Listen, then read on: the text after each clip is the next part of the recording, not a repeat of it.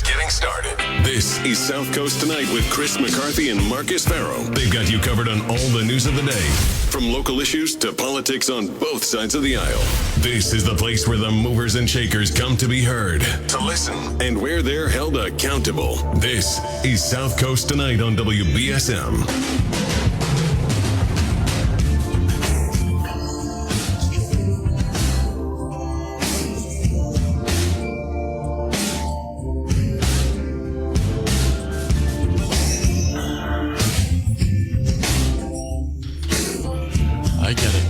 They're my headphones. We've all done it. You know, I paid good money to have the headphones so that I can be comfortable, because it's 3 hours. No, I know. It's a lot. And I left them in the car. But anyway. What's weird is those have plastic antlers on them, so you look weird.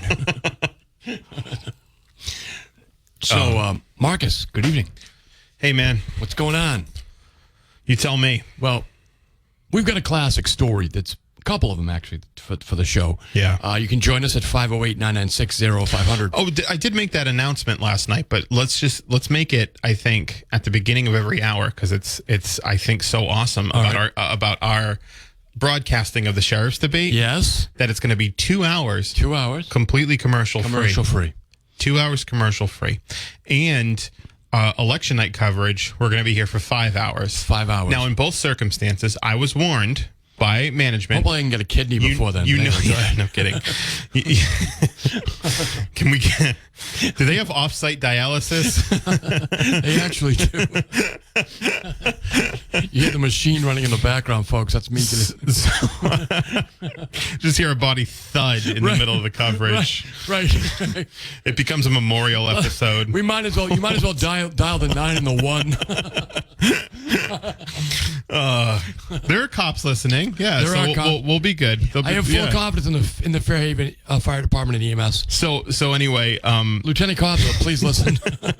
So anyway, so we're going to go 2 hours commercial free during the debate. I said for two reasons. One, we're happy we have our great sponsorship partners that keep the lights on. Right. But this conversation needs to be free flowing. I think you and I don't want to sit here off air with the sheriff and Paul Heroux when it's so awkward. Yeah. So guys, you guys don't know what a minute feels like until you share it with two people who hate each other. How about an icebreaker? Say something nice about each other. Right. So I cappuccino anyone? Yeah, so there's going to be a lot going on. Biscotti. Could anyone like a cookie? Yeah. Because we've been off air in situations like that, and actually, some mad good cookies would be good to bring in to break the tension. Yeah, have you had those? Barry's got an article about mad good cookies. They're so good. They're a local cookie company. John is a guy who does it. But anyway, so folks, as Marcus is saying, we were driving back from the show the other night. With Hodgson on Wednesday. Yes, after Hodgson. Well, no, we weren't with them after the show. No, after we had the show with Hodgson. Right. And Marcus was brainstorming on this, right? Yeah. And of course, all the playing the commercials and all that all falls on him, right? Yes. So to me, I just sit here like Mickey the Mope. It doesn't matter, right? To me. I mean, whatever happens, it's on Marcus. He does a hell of a job. I have my full confidence in him, right? But he's the one who's thinking about, right? Yeah. And we were talking about it's going to be really uncomfortable in that studio, right? Yeah. Especially if you have to sit there and play the commercials, right? Yeah. I can get up and limp my way out of here, right? Or fake my own death again. So, folks, it's going to be. I think it's good for the best of all. It's good for you guys. Well, it's good. It's good because the first hour they're gonna be asking each other questions, and we're gonna ask them questions, and then in the second hour you get to call them, and I don't have to worry about. I can have as many people calling as possible. Right. I can give you probably more time than I've been able to. Right. Some people are like, so if I drop you, it's an exact. So I decided, I was trying to think about it, logistically. Well, I let you ask a question, take your answer off air. I think that's usually the best way to do it. That's usually the best way to do it, but sometimes I'm more interested in some callers than others. No, I agree with you. Sometimes the follow-up is necessary. Sometimes the follow-up is necessary. You know what's not necessary is the preamble. Yes. Look, let me just tell you this.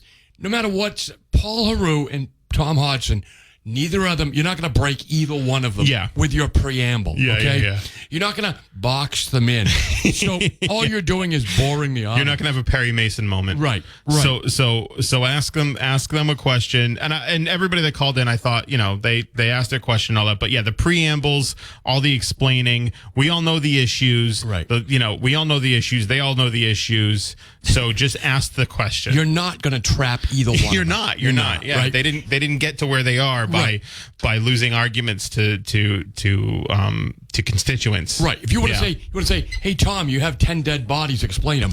Right. That does a lot more than this long drawn out thing. Right. Here's the thing. By the way, Tom, on January, you don't have to tell us how smart you are. Right. Just do what I do. May 1st, 2020. You got 10 dead bodies, explain them. Right. Yeah. Right. I love Tom, but that's how I would phrase it. Right. Yeah.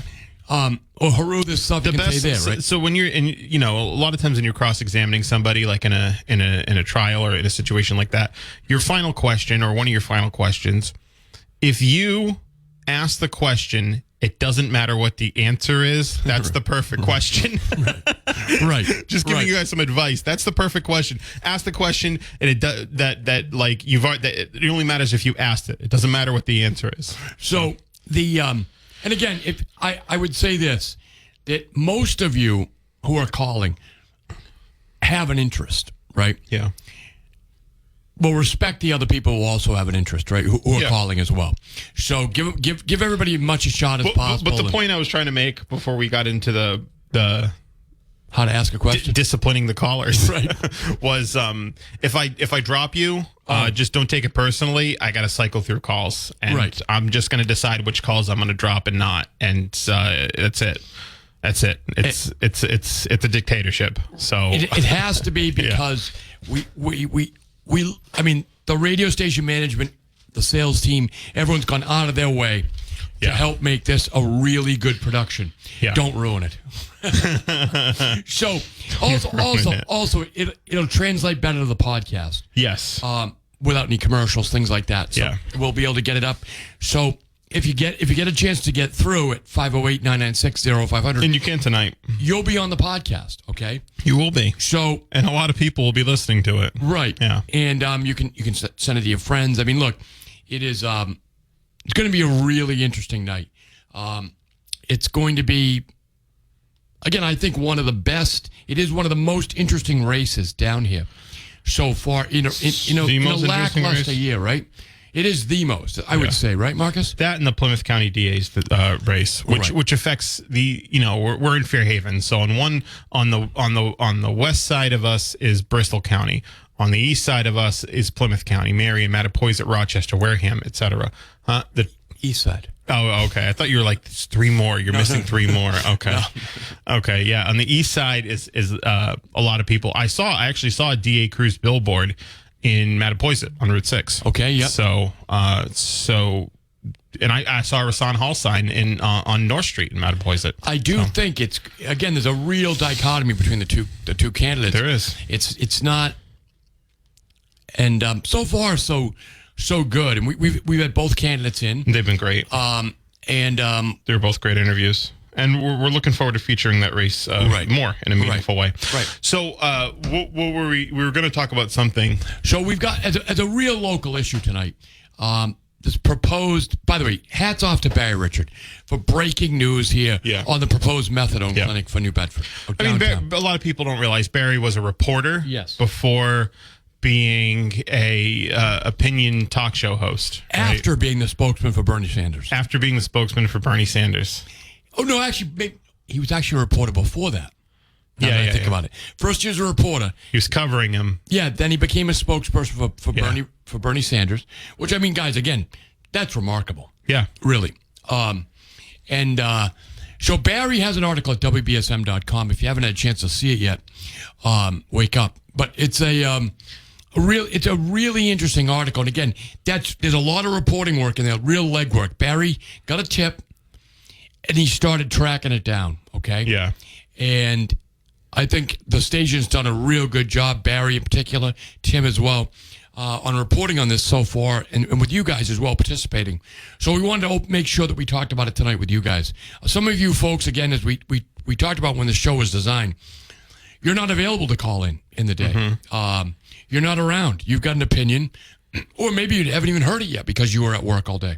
You don't even really know what I'm talking about. You're right now at WBSM.com reading it for the first time. Look, guys, this has a lot of angles to it, this story. And there's a lot of places this story can go wrong, I guess, in my opinion. Yeah. Here's the thing. My opinion is this. You don't have to be in favor of methadone or be opposed to methadone to be opposed to this location. I agree. Okay? So, my opinion, I'm not an expert on it by any stretch, but just my regular guy living here in South Coast, opinion is that methadone has helped a lot of people. That it's a necessary drug, but it is a drug. It serves a population, but it all depends on how it's delivered, okay? So, for those of you who are just tuning into us, the proposed methadone clinic, folks, is on Union Street in New Bedford. Where the Fall River Pawnbrokers is, right across from my old office. Right. The Justice Bridge Legal Center actually is right over there. Yeah. And look, allow me to make a Howie Carr-like comment because I love him. Hey, New Bedford's upgrading. It's trading its pawn shop for a methadone clinic. All right. Yeah, right. Okay. So we don't want to do that. We don't want to add that storyline to it. That being said, I think methadone is very necessary. I know people, I'm sure we all do, who've utilized it through the doctors to get stable. All right. But there's people that are on it for decades. Right. Presidents of the United States have been on it. Yes. Okay. John Kennedy was on methadone because of his Addison's disease. Yeah. It is a fairly effective painkiller, I understand, but I don't think it gives the euphoria. I'm really not sure. Yeah. Thank God I've never took it. Right. I mean, it's not my bag. But but Marcus, I was telling you off the air during the pandemic, before I got sick, someone gave me a tip. They said, you got to see what's going on at the Gifford Street Methadone Clinic, which is right off Route 18. Okay. So I went down there and I looked. They were queuing all the people, lining up the people outside. Okay. Now, again, we're talking height of the pandemic when everyone was supposed to be socially distanced 6 feet apart, right? Yeah. You had this enormous line of people. You could see it from the highway. You know, I knew I was at the right place when I saw what I could see, right? Because I'd never been there before. So they had this enormous line of people all on top of each other. People in the parking lot. It looked like a social event, really. Yeah. My understanding is you get your spot in line, you don't leave line, okay? Right. It's like you're waiting on line for a schnitzer's rye at the deli, right? I mean, You get a spot in line, you stay in line. So they had the line was snaked out all through the parking lot. All these people. And and again, a lot of people have compromised immune systems, places like that, right? My point being is that was during the pandemic, but still, it doesn't mean that today, I think if you went there, they're lined up outside. Right. Okay. They get there. It's open certain hours in the morning. They're lined up outside. They take their dose. They move on. The amount of people who are on methadone is a big. It's a lot of people. Yeah, and actually, I've talked to some experts in the field. I've talked to multiple people that work in the field in the region, and I can't find anybody that's actually in favor of this, even people who are in treatment. And it's because of a few reasons. One, apparently, it's not fulfilling an actual need, because there's 2,000, 3,000 people, 2,000 to 3,000 people in the city of New Bedford that are using methadone, or on methadone, I should say. Okay. And they're not having a problem getting it. So they just want to come in And it's purely a business venture, right? You know, and I'm looking it up. The opioid disorder market is worth about $2.5 billion, right? And the company that's coming in to establish this shop and fall for pawnbrokers. By the way, I've been in that pawn shop before. It's very small, so it would be a very small clinic, right? It's not necessarily it's not necessarily like catering to like a growing need. It's just purely a profit venture. And this RCA is a massive hedge fund, and there are like other conglomerates that have opioid clinics in the city. There's, you said the one on Gifford Street. Right. There's one in the North End as well. Okay, but those are meeting the needs of the people who need methadone in the city. Right. It's not addressing a growing need. And furthermore, having it out on Union Street, one of the busiest, if not the busiest street in the city, right, is I think is going to lead to stigmatization, and people are going to be nervous about going somewhere right on Union Street, right in the middle of Union Street. Where there's cars going up and down, and the people that go, like, if you've got, like, you always think of people as use methadone. I know a lot of people are thinking, oh, like transients, right? Or people who are of lower income and all of that. And that's true. But there's also people that you don't realize that are using methadone, right, and they're not going to go to Union Street to get it. Marcus, right? that was one of my original, you and I talked about this on the way over.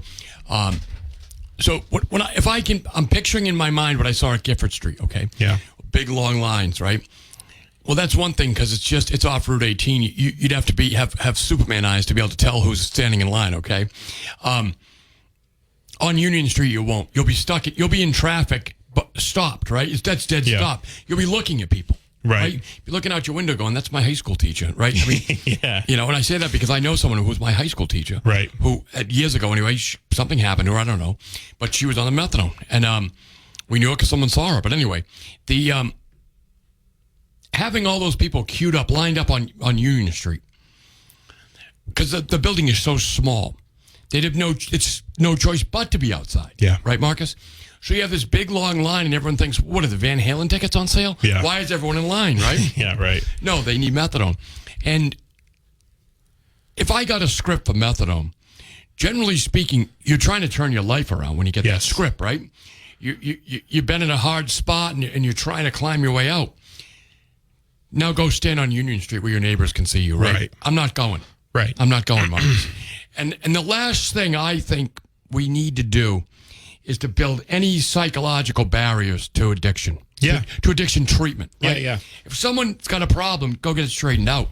But if part of that is you got to stand in the village square, you're not going to go. Yeah. And I know I'm not saying they're doing this to humiliate people. They're just not thinking about it without humiliating people. And this is going in front of the Zoning Board of Appeals. So it's not subject, because what they're trying to do is they need to get some type of variance, we'll say. A special permit. Tomato. Because they're not supposed to be there. Right. Exactly. So they need special permission to get there. Yeah, right, exactly. The thing is the ZBA is, they turned down the ZBA previously. The Zoning Board of Appeals has previously turned down an outpatient for Child and Family Services in that same area downtown. Okay. Right. So it's unlikely that they're going to, I think, allow a methadone clinic in that same area, and maybe downtown isn't the area you want to do it. I feel like if you're arguing in favor of this, you're probably just like, it's probably some type of like edgy, like some type of like, you want to show how pro, like I agree, Marcus. Like how progressive you are by saying, yes, we should have addicts should be allowed to be in our business district too. Right. And it's like, yeah, but they don't want to be there. No, exactly, Marcus, like, right? That is the great, they don't want, so Marcus, you're right. I feel like this has the potential to come down to ideological lines that are very unnecessary. There are hundreds of lawyers downtown, right? And you've got people in the bit. I guarantee that there's one lawyer in this area that uses methadone, right? Guaranteed. Probably more than one. Definitely more than one. Definitely more than one. And they're not going to go to the Union Street. Right. It doesn't fulfill. Again, it doesn't address a need. It doesn't make any sense. And Marcus, we've got the fact of the matter is that you can be in favor of methadone and certainly in favor of people getting treatment without having to sign off on this, right? Right. This is not a litmus test, okay? Yeah. This is a pure zoning, what's right for what's right area, right? In other words, the city of New Bedford is very hospitable to the treatment community, right? Mm-hmm. The fact of the matter is that there's been a lot of investment in downtown New Bedford. They've been trying to do different things down there, right? Yeah. People are investing money. It's not to say that you're opposed to addicts getting treatment because you just don't want them doing it right in that spot where they're going to have to be lined up down the sidewalk. Right. 508-996-0500. Good evening. Hey, I was just wondering if you connect this conversation, something you guys were talking about a little bit earlier, I think a couple weeks ago, in regards to the fact that all the development downtown is subsidized. If you do the math on the most recent Mitchell investment with the ARPA money, it's like $75,000 a unit, right? Okay. That was paying for people to develop downtown. And maybe this is a faulty assumption, but I would assume that in a situation in which you have developers like competing over real estate to develop downtown if they wanted to, you wouldn't necessarily see a methadone clinic as what would win out for a retail use as like the highest and best use. Right. I also sort of wonder, I'd be curious to know what you guys think about this. My assumption would be that downtown New Bedford real estate is higher value per square foot than Fall River, and yet Fall River seems to have all these market rate developments downtown. And I don't see any of that in New Bedford. So I don't know. I'm curious to see what you guys think in terms of how this connects to the real estate market downtown. Because I would assume that in an environment where people could build what they wanted to, and you could actually have development downtown, that a methadone clinic wouldn't necessarily be the highest rent tenant that would win out there. So I'm curious what you guys think. Thanks for the call. Appreciate it. I think he's on to something. He's on to a couple things, actually. The difference between Fall River growth and New Bedford growth is Ken Fiola. They have Ken, we don't. Well, here's the thing. Over the time when these projects became more available and affordable and incentivized by tax credits and things like that are passed by the state legislature and funding made available to mass development, the city government in New Bedford hasn't been hospitable to the types of developments that caller was talking about. Frankly, that's what it is. Right. I mean, we know that. Right. That's what it is. It's that the city government hasn't, I think until now, hasn't been hospitable. There has been some, like, you talk about ARPA money. There's been CPC money too. That's been dumped into downtown development, and not dumped, but utilized in downtown development, including some market rate housing. But a lot of it is the incentive since in the last decade or so, since housing has become building more housing has become incentivized, and more of these developments have become incentivized by tax credits, by funding from mass development, things like that. The city government hasn't been hospitable. That's just what it is. I would say that the and that's why because you're seeing a lot of. There's still businesses closing downtown and all that. Yeah. And so that's why you're seeing an opening for, and then part of it is because you don't have the housing to facilitate the growth. Right. That's the thing. The housing isn't facilitating. You need the housing. You need the added units to facilitate the growth. And so that's when you have a vacant pawn shop, it might become a methadone clinic instead of something else. I mean, you really can't even make that up, If you were from outside of the area, if you're at the Boston Globe or one of the other people that looks down in this area, you couldn't even make that up, that we're trading a pawn shop for a methadone clinic. Yeah.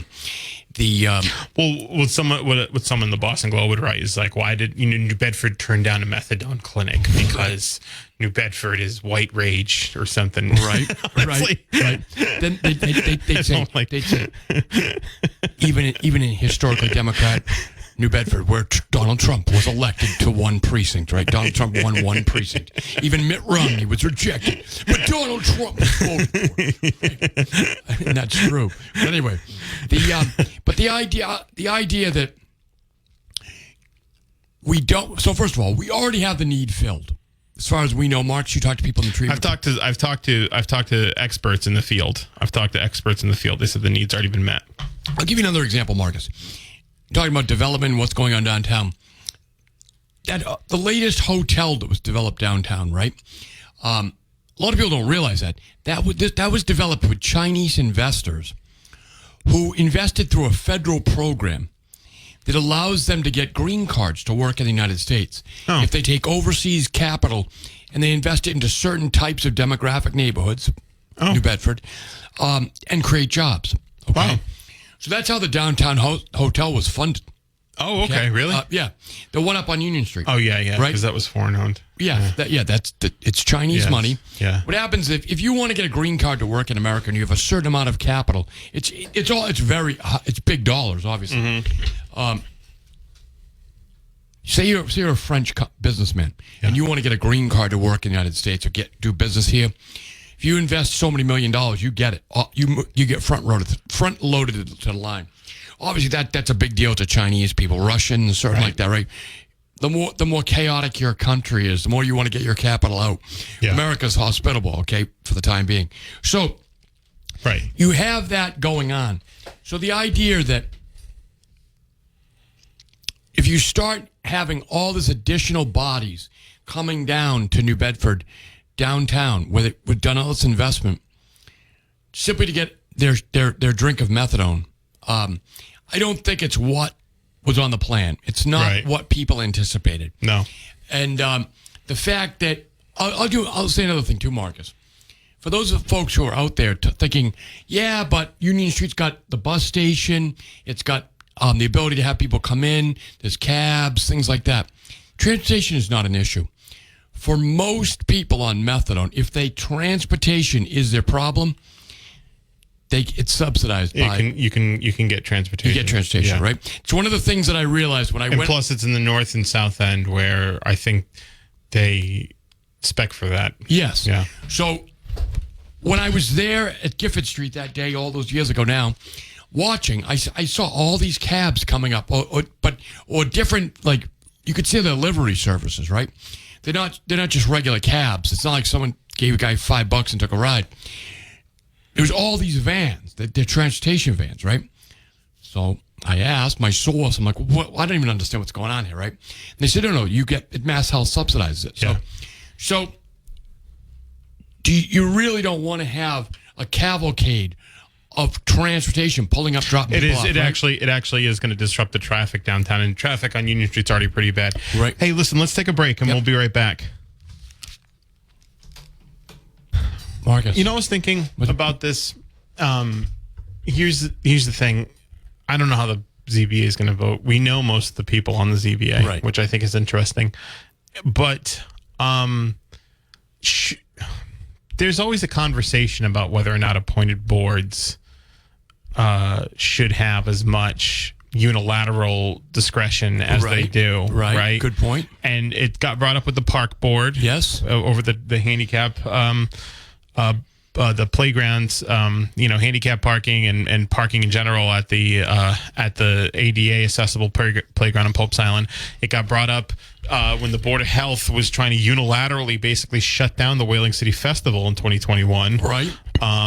So there's a discussion about whether or not at least an elected official should sit on the ZBA, on the park board, on the Board of Health even. Because there is precedent, Marcus. They're on the traffic commission, right? The water board. They're on the water board. So this may be a time for a bigger conversation. Yeah. Really.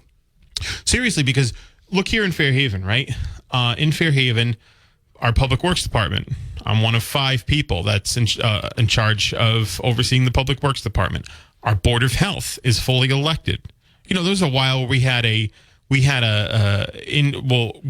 never had this, but in New Bedford, there were people that didn't live in the city. The majority of the Board of Health didn't live in the city. At one point, they might have grown up in the city, but they didn't live there. That's since been corrected since Hugh Dunn put that ordinance in that comprehensive employee residency law, city employee residency law. But that's I think it's a problem. I used to tell you, Marcus, I have to tell you, but way back when, in the 90s, when I first got involved in politics, when I started finding out, it doesn't matter their credentials. You had people on the Board of Health in New Bedford who didn't live in the city. Yeah. They may have, but they didn't anymore. I remember saying to myself, that wouldn't fly anywhere. Yeah. Let alone it's against the law in most communities. Right? You could not, I can't imagine going to Fairhaven or Freetown and saying, by the way, this person lives in New Bedford, but they're going to be on the Board of Health. They'd never do it. It's illegal. Right? Yeah, right. But New Bedford, literally illegal. New Bedford's like an occupied territory, right? Yeah. They've got, because again, the Board of Health, Marcus, has a tremendous power. Liberate New Bedford. Right. Yeah. Right. The Gaza Strip. Really, right? Yeah. You had tremendous power. The Board of Health does. Unilateral power. Yes. I can remember that George's Cigars up the North End, they've since gone out of business. They wanted to have the option to let people light a cigar. Yeah. Their primary purpose was selling tobacco, whether you agree with that or not. In Fall River, there's a cigar shop. You go, you can buy a cigar, you sit down and have the cigar in the place, right? The Board of Health said no smoking in places, even though they sell tobacco. Yeah. The kid would have to, it's so funny, the kid would have to go outside to smoke a cigar. Right. He's standing on the sidewalk in the snow. Yeah. Ridiculous, right? The same thing to a cigar bar downtown. It's the same thing. Right. It was because of decisions because of some like dogmatic, puritanical decisions made by people who didn't live with the people they were governing over. It's insane. It's insane. We dumped tea in harbors over that, right? I mean, right. I mean, so we don't have that situation anymore. Now, I happen to like, I know the people I know on that board, the ZBA, I like them. Yeah, me too. You have Bob Schilling, who, and a lot of people don't realize this, but Bob Schilling, without giving his address away, it's public record, but he lives right down the street from where this proposed methadone clinic is. I haven't spoken to him, and I wouldn't do that anyway off the air. You have Celeste Paleologos, Phil's wife, who is a business owner, owns a house in the city, right? Mm-hmm. I mean, she's very much a part of the community. You have another lawyer named Brown. Stephen Brown, Brown on the UMass Law grad. Yep. So I think you're going to get to the right decision. Yeah, I think you'll get to the right decision. It's just a matter of, it's just the principle of it that big time. That, no disrespect to these individuals, but they don't face any pressure from the electorate. Oh, there's no. Unlike Ian Abreu on the city council, or Derek Baptiste on the city council. That will lose a salary in health care if they lose their election. If they make the wrong decision as far as the people are concerned. Yes. Right? Yeah. Whereas the people in the zoning board of appeals, they're insulated from politics. mostly, exactly, apolitical, don't have political aspirations. They're insulated from you, the voters, which is not what you want. Right.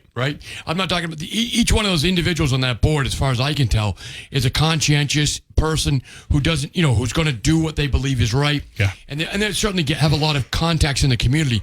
They're going to feel a democratic pressure on it, but it's not like an elected official on the board. Right. And so is now, Marcus, it comes from the idea that we don't want people to feel pressure from the voters. Yeah. That's where it comes from. That's what it is. It's not unique to New Bedford. And it allows elected officials to hide behind those boards and say, oh, it was these guys. Right. What can you do about it? Nothing. It's not unique to New Bedford. It's not. Yeah. It's not. But you're going to have a decision here. Now, I'll also say this, Marcus. There may be people out there who are saying right now, well, put it on Union Street because I live in Sassaquin. Or I live at the end of the peninsula, right? Stick it over there. I'm never down there, okay? And if this clinic, this group, this hedge fund group, right? if they've already trained in on the idea, they know, because folks, they know the dollars are there for the methadone, right, Marcus? The scripts have been written. Yeah. The healthcare is there. It's a very big company worth millions and millions of dollars. So they don't just drop things in places. Right. They know parallel that they can, products. They know that they can at least compete, even though the methadone, methadone's a need that's been satisfied. They know they can compete there. They might give away free coffee mugs the day they open, something like that. Yeah. Get your methadone in a coffee mug, or I got my methadone in this free T-shirt. I don't know. The fact of the matter is that it may be that they're going to Union Street, and you're glad, because if not, they might be going to your neighborhood. I wonder how much of that is going on as well, Marcus. We're gonna have to take a break. Yeah. Right. Listen to us live. Anyway, 508-996-0500. Good evening. Good evening. Hi. I'm not really that familiar with methadone clinics, and I didn't even know there was one in New Bedford. Is it still functioning? The one that you said on Gifford Street? There's two in New Bedford, and they from what I've heard from people in the field, they do a good job of servicing the 3,000 people who need methadone in the city. Between the two of them? Between the two of them. So the people that are trying to, consider opening one right at that particular location, did they say why that location is what they're looking? Why are they looking into that particular location? Did they say? No, we haven't heard anything yet. I think we'd hear from them at the ZBA meeting. They would be making their pitch there at the ZBA meeting as to why they're picking that area and why it's a need. So, caller, I think you asked some important questions. One, to try to understand this, one of the things that I think is not unique to the methadone business. It's what a lot of businesses that are particularly unpopular do. They try to get in under the cover of darkness. When I was on the Board of Selectmen in Freetown, we had someone come in to try to open a strip club. Okay, they tried to get their paperwork in, get themselves in motion before we were able to exercise our rights to try to stop them. Right. So I would imagine, as Marcus has done some research, this is a big organization. They know what they're doing. They know how to move into a community without making a big splash, so that therefore the neighbors can't get riled up. If it wasn't for Barry, we wouldn't know about this. Yeah. Which I appreciate that, Barry brought it, to discussion, but I can honestly say I've never even known about the other two methadone clinics. So are they causing some kind of a ruckus? No, I don't think so. No. People are just quietly getting their methadone. That's the thing. It hasn't been front and center. Yes, because, if there was all kinds of issues over there, I would think we would have heard about it. Yes. So probably not a place where major problems happen on a regular basis. I get her point, right? What she's saying, Marcus, right, is you get it, is that she's saying, why be resistant to this place if the other places haven't had problems? That's what you're saying, right, ma'am? We definitely know for a fact that we have problems in not just New Bedford, but in all kinds of cities, towns, and across the country with people that are addicted, that are not getting help. We definitely need the people that are addicted, and they need, and their families need, for them to get help. Yeah. I don't think that's something we can argue about. Right. I think she's right. I think it's correct. I don't see why it's a problem. But also, I happen to know that it's not just New Bedford that's suffering this problem. Oh, God, no. No. So do the surrounding towns in Yeah. the county have methadone clinics, or is this just two in New Bedford? And how about a Acushnet, Behaven, Dartmouth? Do they have methadone clinics as well? No. What I would say, ma'am, is that, and John Mitchell's made this argument before, that New Bedford is servicing the suburban populations, that our that the New Bedford Social Service Network is supporting the towns. Yeah. Okay. That if you get sober. The surrounding towns, you mean? Or the city of New Bedford? So in other words, there are daily people driving from Fairhaven and Dartmouth into New Bedford to get methadone. Ma'am, there's a great call. If you want to call back, you can. We have to take a quick break. We got to take a break. Appreciate it. Okay. Thank you. All right, bye. The New England Patriots are... I'm Chris. So, hey, we see you guys on the line waiting patiently. There's a few calls on the line now. If you want to, you can do one of two things. You can stay on the line through the news, and we'll pick up your call at the beginning of the 8 o'clock hour, or you can call back at the beginning of the 8 o'clock hour, and we'll take your call then. Either or, whatever works for you. But we want to give your call time, and we don't have time at this moment to do that. We'll be here till 10 o'clock, folks. We'll be here till 10 o'clock. Yes. Taking your phone call. This is how I've chosen to spend my Friday nights in perpetuity. That's correct. Folks, stick around, though. We have a lot more to talk about, and you can call us at 508-996-0500. You can. 508-996-0500. We don't have actually enough time for me to cut the mic, so we're just like filibustering the time until I feel as though I can let enough dead air go by until we get into the 8 o'clock hour. But stick around for the news. A caller actually yelled at me about that one time when I was on my show. They're like, well, you got all week to prepare, and then you got to why do you have a second of dead air time? I'm like, you do this job. It's hard. Right. You don't know how long a minute is until you're doing it on the air. And we're good.